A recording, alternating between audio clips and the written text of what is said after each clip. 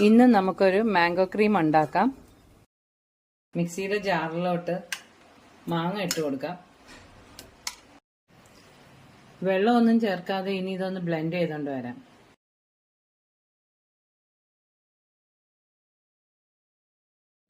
ഇനി ഇതിലോട്ട് fresh cream ചേർത്ത് കൊടുക്കാം.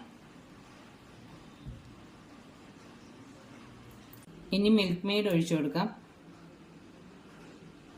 ഇനി ഇതെല്ലാം കൂടെ നല്ലോണം മിക്സ് ചെയ്യാം. ഇത്രയേ ഉള്ളൂ, എല്ലാം മിക്സ് ചെയ്ത് വെച്ചിട്ടുണ്ട്. ഇനി ഇതിൻ്റെ മുകളിലോട്ട് കുറച്ച് മാങ്ങ ഇട്ട് കൊടുക്കാം. മാങ്ങ ചെറിയ പീസായിട്ട് കട്ട് ചെയ്തതാ. ഇതിനി ഫ്രിഡ്ജിൽ വെച്ച് തണുപ്പിച്ചിട്ടെടുക്കാം. മാംഗോ ക്രീം ഞാൻ ഫ്രിഡ്ജിൽ നിന്ന് എടുത്ത് പുറത്ത് വെച്ചിട്ടുണ്ട്. ഇത് ഫ്രീസറിൽ വെക്കണ്ട. ഇത് ക്രീമി ടെക്സ്ചർ അല്ലേ, അപ്പം ഫ്രീസറിൽ വെക്കേണ്ട ആവശ്യമില്ല.